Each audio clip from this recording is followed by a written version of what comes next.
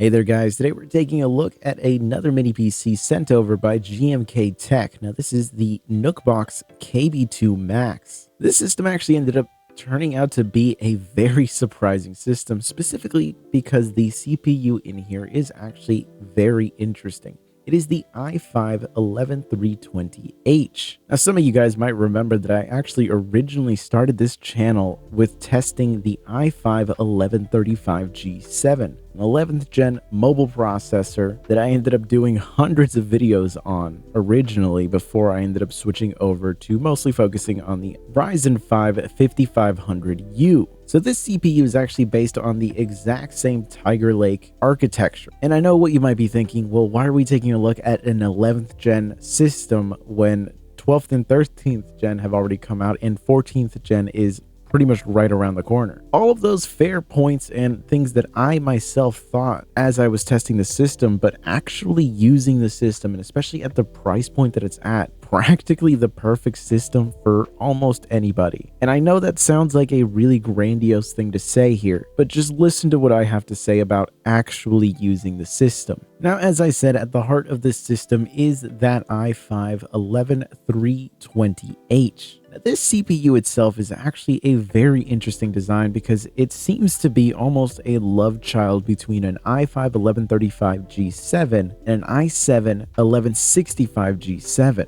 Now, all of these CPUs are 4-core 8-thread systems, just with varying max clock speeds. But the big differentiator here is the fact that even though this is an i5, it actually carries the highest end Iris Xe graphics with a whopping 96 execution units, pretty much matching the GPU configuration of the i7-1165G7, but with a higher clock speed on the GPU. But of course, you sacrifice clock speed on the CPU there since they couldn't let an i5 system actually beat out an i7. The 11th gen generation was a rough time for Intel for sure. They pretty much had to artificially limit their CPUs since they couldn't actually produce anything more than 4-core 8-thread CPUs. This was at the time where their manufacturing process was really seeing some issues, and because of that, they really could not produce anything higher than this, so they had to do some artificial limitations in terms of clock speed.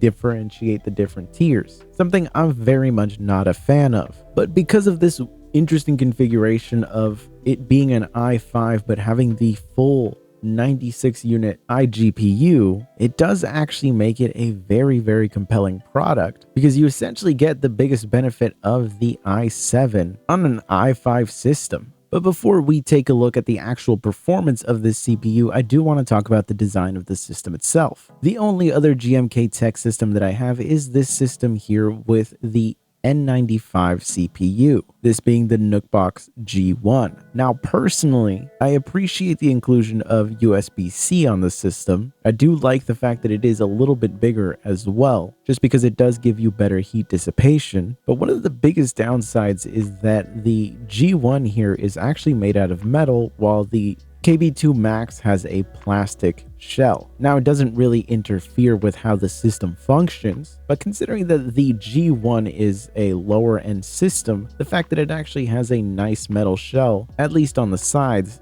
does make it feel like a nicer product. And also, personally, I like the color green and I really like the aesthetic of the green button, so I wish GMKtec had kept that, but that's mostly just a subjective thing just because I personally like the aesthetic of it. Overall, it's not a bad looking system, and really you're not holding your system while using it, so it doesn't really matter too much. But I can't help but feel like the G1 actually feels like a more premium product in the hand. Of course, the aesthetics really only matter so much. What really matters is the performance, and that's where this system really impressed me. So before we take a look at the iGPU, let's take a look at the CPU. Now, of course, this is just 4 cores and 8 threads. So when we look at CineBench R23 and take a look at its multi-core score, we end up getting a score of 5,930. This does actually end up beating out the results for the i7-1165G7 that CineBench has on their database here, where that gives you a score of 4,904, and that is at the same 28 watt TDP. So it does seem like this system does a fantastic job of dissipating the heat. Now the temperatures that you see will actually show that they can get pretty high up there in the 80s to 90 degree temperature range, at least for me personally with my ambient temperatures, but the system itself doesn't get distractingly loud, and it's still well within operating temperatures that are more than safe for this CPU. It obviously ends up absolutely destroying the result that you get out of the Intel N95, which is based on a newer process and on a newer architecture, but the lack of hyperthreading on that really ends up killing its overall competitiveness versus the i5 here, which is why the N95 ends up giving us a score of 2,722 in terms of multi-core score. The two closest competitors to this specific i5 system, though, in terms of price at least, really are systems based on the Ryzen 5 5500U and the Ryzen 5 5600U, with the 5500U giving us a multi-core score of 7,137 and the 5600H giving us a multi-core score of 8,905. Both of these running at a 30 watt TDP, which is very similar to the 28 watt TDP of this system, though both AMD and Intel do measure TDPs differently, so they're not exactly one-to-one comparable. But of course, seeing these multi-core results, you would think that this i5 really has no reason to exist in the current market, but that's really not the whole story here. And we could just take a look at the single core performance to really see why. In a single core test, you can see here that the i5 11320H actually ends up giving us a score of 1,462. Now that is versus the 1,180 score of the Ryzen 5 5500U and the 1,372 score of the 5600U. So really, it actually ends up giving us a very similar single core performance to the Ryzen 5 6600H with its score of 1,466. Not a bad result at all for a system that is at this point almost 3 generations old. And it shows that it still is very competitive in the modern market, because chances are you're more than likely not using a workload that is actually utilizing all 6 cores on something like the Ryzen 5 5500U or the 5600U. What that means is that the overall lower single core performance of these systems could actually end up affecting the applications that you're using. And I'm going to show you some of those results later down the line. But let's jump over to take a look at the iGPU, since I know a lot of you guys are probably very excited to see that. So the first thing that we're going to be taking a look at is GTA 5 running on this system. Here you could see these are the graphic settings that I went with. This is pretty much just what the system defaulted to, and I really didn't see a reason to change much of anything on here. And running the built-in benchmark, you can see what the overall performance that we get out of this system. Now, I know a lot of you guys are going to start asking, well, why are you testing these games that are just super old? GTA 5 is at this point over a decade old. Why are we still taking a look at this? Well, there's two reasons. One, it is still one of the most popular games in the world. Get over it at that point. It just is what it is. But also because realistically, we're using a system with an iGPU here. I'm not exactly going to be able to test Starfield on here, specifically because Starfield does not run on any of these lower end systems, and I have not found a workaround to actually get it to run. So a lot of modern games just really aren't going to be able to run on systems like this. We're going to be taking a look at games that actually are closer to what someone could realistically play on here. I'm not here to show you Cyberpunk running at 5 FPS. I want to show you games that people could realistically play on a system like this. And as you can see by the results that we got in GTA 5 here, it actually does a really solid job. Of course, keep in mind that if you are playing GTA Online, you're going to be in the overworld. You are looking at taking a bit of a hit in the overall FPS average and 1% lows. But once you actually load into any minigames or anything like that, it's going to be almost identical performance to what you're seeing here. Now, one game that I was actually very excited to try on here is actually BattleBit Remastered, which is what happens when you take Roblox graphics and just apply it to Battlefield. And it is such a fun game, and exactly a perfect pairing for a system like this. Because with the potato graphics settings, which honestly I don't really see a reason why you would use anything but this to maximize your FPS unless you're on a monster of a system, the absolute responsiveness that you get out of a game like this on a system that is this low end is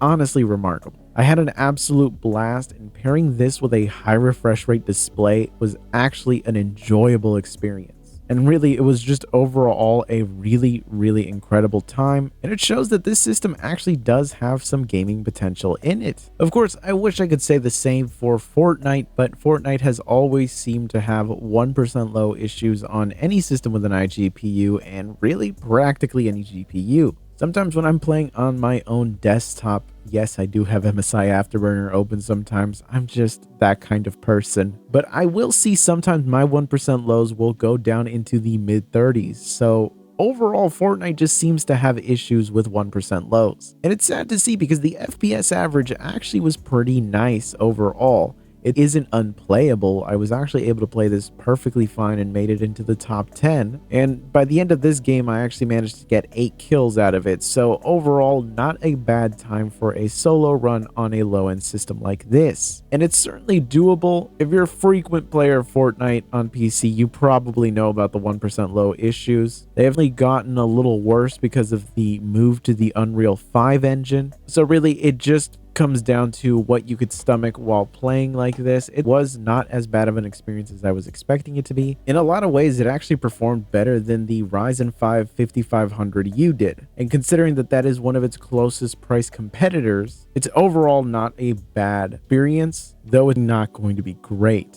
Of course, for all you people that love to see some heavy games running on these lower end systems, here we have Horizon Zero Dawn running with the built-in benchmark. We are using FSR set to its performance preset with the lowest in-game graphics, and as you can see, the result isn't exactly inspiring. It was overall a pretty rough result, but exactly what I would have expected out of a game like this, and it really shows that this system is just not designed for high-end gaming like that. But if you're looking to play esports titles or titles that are originally intended for mobile like Genshin Impact or Honkai Star Rail, then you're actually going to be able to do it perfectly fine on a system like this. And the fact that it is the full 96 execution unit version of the Iris Xe iGPU is actually a welcome sight here, because we don't run into the same problems that the 1135 G7 had with its 80 execution units, where it just would sometimes end up falling just shy of actually getting to a playable state because it was cut down.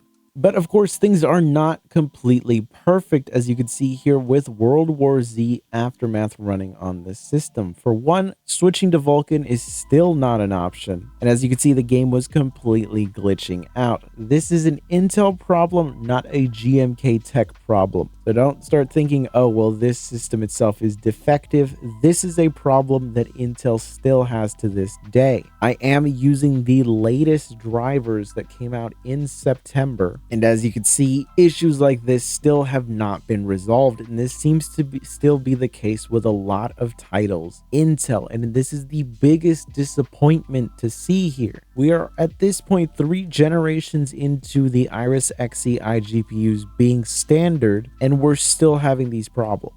For example, some of you guys might remember in my older 1135 G7 videos that Batman Arkham Knight was one of those titles that would not launch. This is still the case to this day. It just does not launch, and if you can actually force it to launch, it will end up glitching out exactly the same way that World War Z Aftermath was doing. So it's clear that while Intel has made some huge leaps in terms of what their drivers can do, these older titles are really just not their focus at all. And that's disappointing to see, because these are the games that these iGPUs could actually play if they were properly supported, because again, you're not playing really that many newer titles on these iGPUs at a playable rate.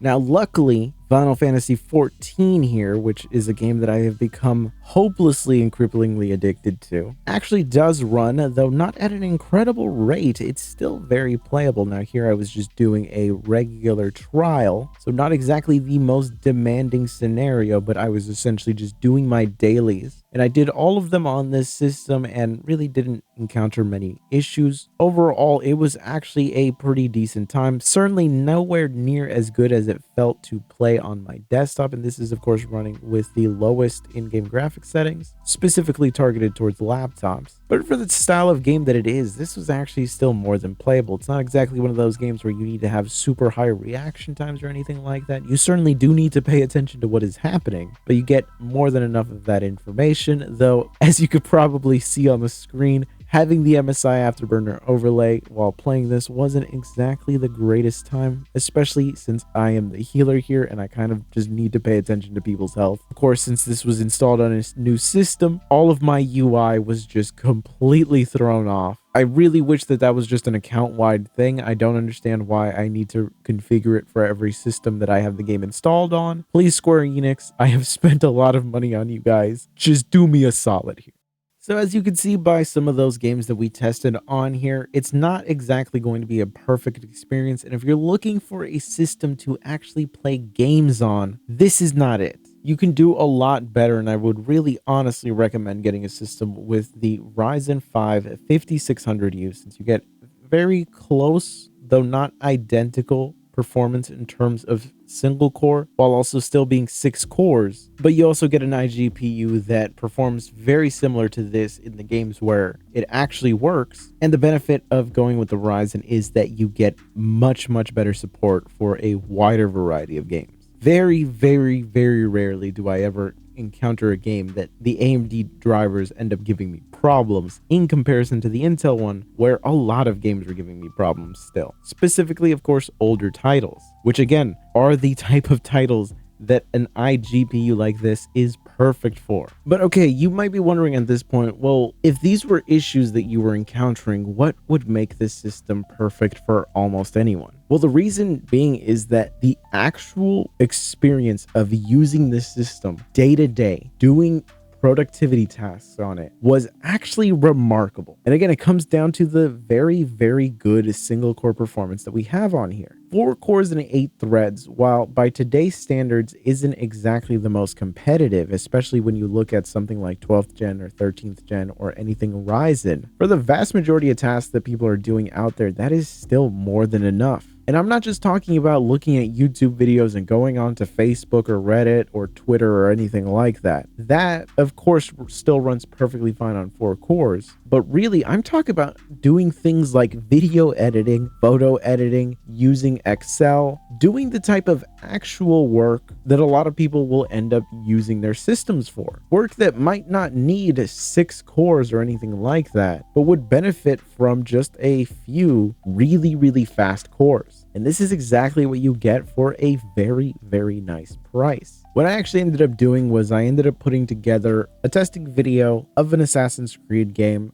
pretty much based off of footage that I already had, recorded some voiceover, and essentially made a video that would normally go onto this channel. Certainly not a very complex video, but still it is fundamentally what I would normally have done back when I first started this channel in particular. And I mean, I made hundreds of videos like this, and this system actually did such an incredible job that it actually blew my mind. Now, I use Premiere Pro, and there is no secret that Premiere Pro has historically run far better on Intel systems than they do on Ryzen systems, but I really did not think that it was this noticeable of a difference. Now, my main editing system is rocking a Ryzen 9 3900X paired with an RTX 3070 Ti.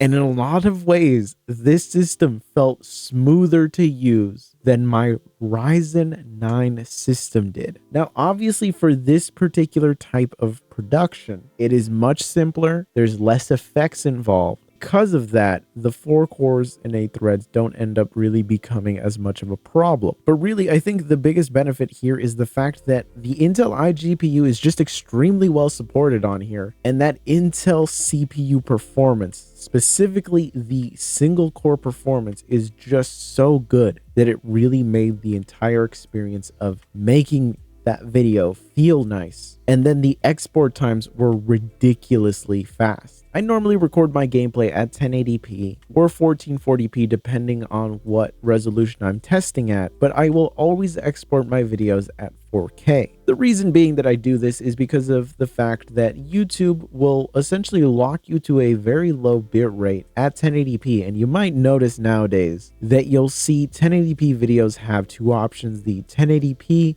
and then 1080p enhanced bitrate. If you upload your videos in 1080p, you kind of end up in this situation where your videos, especially nowadays, noticeably worse than if you use 1440p or 4K, even if the original source files are at 1080p. The reason being is that at 1440p and at 4K, YouTube actually lets you use a much higher bitrate for your videos. So a 1080p video rendered out at 4K is going to look better than a regular 1080p video uploaded onto YouTube because of the fact that YouTube is artificially limiting it with a much lower bitrate. This is an easy way to bypass it, but because of that, render times are normally much higher than if you were just to render out at 1080p. But this system pretty much chewed through that like it was nothing. A 5-minute video render essentially ended up being only 6 minutes to export. Overall, really impressive results considering how low end of a system this is. Now, export times aren't the most important thing. The editing experience is, but the editing experience itself was really, really nice. Another aspect of making my videos is, of course, putting together the thumbnails, and I was never someone to use Photoshop. I have not used Photoshop at this point in over a decade. I pretty much just started using GIMP years ago, and I've kind of just stuck to it ever since because it is what I am the most comfortable with. It is the thing that I know the most. But the whole experience of actually making the thumbnail on here, again, felt so nice in comparison to my desktop, and that's where I was also just blown away. The whole experience was just absolutely rock solid. And again, my Ryzen 9 is noticeably slower than this in terms of that single core, where it really matters for your photo editing. So while actually putting together the thumbnail for this video, I used this system, and in all honesty, I was just really impressed. Everything felt super snappy. A lot of the moments where I would normally wait for my desktop to catch up, those moments were effectively gone here. Again, it was one of those experiences where I was absolutely blown away. And I think that that's one of the biggest selling points of this system. The reason that I say that it is pretty much perfect for almost anyone is the fact that the vast majority of people out there are not needing the 6-core, 12-core, 16-core, 24-core monsters that are out there. If you are just a regular person that is maybe looking to play some less demanding games here and there, but for the most part you just want a system that functions, that does a really rock solid job, and kind of just gets out of the way where you don't even think about it, this is it. What I mean by that is the fact that I think we've all experienced that where we're using a desktop or a laptop or a tablet or something, and we realize that the system just isn't fast enough because we're waiting for something. Whether it's waiting for something to load, waiting for the system to stop hanging because there was kind of a hitch there just because everything was really pushed. Those really day-to-day experiences that happen when you're using a system that isn't quite fast enough for the task that you're asking it to do. This eliminates almost 90% of those problems, even in comparison to the Ryzen 9 that I run this channel on. I do this YouTube thing almost full time. So the fact that the whole experience of putting together a video and thumbnail and everything felt so nice on this system, even in comparison to my desktop, says a lot. Now, obviously, if I put into the timeline, an entire project based off of a full review of a piece of hardware where there is multiple effects, multiple 4K video files, and color grading and things like that, probably push this system a lot more. But if you're the kind of person out there that has been thinking about maybe starting your channel, doing content very similar to what I do, where you're just testing the hardware that you have out in hand, just to help out other people that have the exact same hardware as you, well, I mean, this, for the price point that it's at right now, especially because if you go on Amazon right now, they actually have some coupons going for it, so you can get some really nice discounts for it. It's really impressive. I'm kind of blown away. I genuinely was not expecting to come into this liking the system as much as I did, but the fact that it made the experience of actually putting together the videos noticeably better in certain aspects is not something that I could just ignore. It's something that I'm trying to really stress to you guys, that there is a lot of performance here as long as you keep within the limits of it. You might actually be able to get away with 4K. You're not going to be throwing in any footage recorded on a Red or an RE camera. Let's be real here. But if you're just looking to put together some videos that you might have recorded with your phone or with a budget 4K camera, and you kind of just want to get started doing things on the internet, doing YouTube, doing gaming videos, anything like that, you just might be surprised by the raw performance that you can get out of a system like this. And specifically, if you're looking at using Adobe products, Adobe Premiere, Photoshop, or anything like that, I would recommend getting this system over anything Ryzen. The experience that I've had on Ryzen when it comes to Adobe products has been passable for the most part, but there are still those occasional issues with the fact that it just has always been optimized for Intel. Now, of course, I haven't tried a more modern Ryzen system, as in a Zen 4 system on Adobe Premiere, but also, how are you getting a Zen 4 system at this price point anyway? Overall, I would definitely recommend considering this if you have been interested in doing some content creation, or if you just need a system to host a Plex server or a Jellyfin server. Again, we do have QuickSync here, and this makes it very attractive for that. The biggest downside to this system is just the fact that those 4 cores and 8 threads might actually end up being a problem for heavier workloads, and Intel's iGPU drivers mean that this can't be a blanket recommendation if you're looking for gaming as well. So definitely consider your options there, but keep this one in mind if you're looking for something that might just fit that niche that you're looking for there, because I was certainly blown away by this hardware.